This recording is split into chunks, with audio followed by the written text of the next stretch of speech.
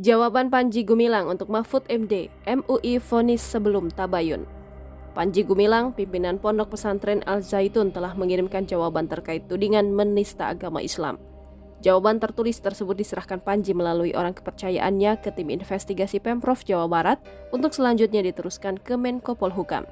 Ponpes Al-Zaitun yang berada di Indramayu, Jawa Barat saat ini tengah menjadi sorotan. Selain kontroversi dugaan aliran sesat, Ponpes Al-Zaitun disorot karena tindak pidana yang diduga dilakukan Panji Gumilang. Menurut Panji, apa yang telah dilakukan Majelis Ulama Indonesia terhadap dirinya dan Ponpes Al-Zaitun telah keluar dari akhlak Islam. Terkait dugaan keterlibatannya dalam negara Islam Indonesia KW9, Panji Gumilang juga membantahnya.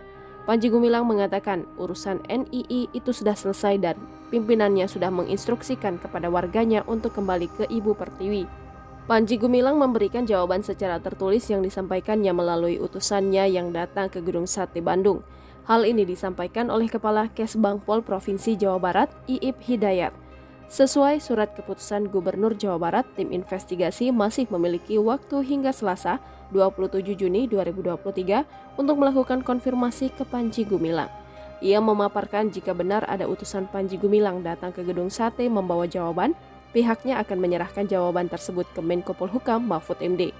Nantinya, jawaban dari Panji Gumilang akan dituangkan dalam bentuk surat tertulis, beserta data-data sesuai pertanyaan klarifikasi yang diajukan tim investigasi.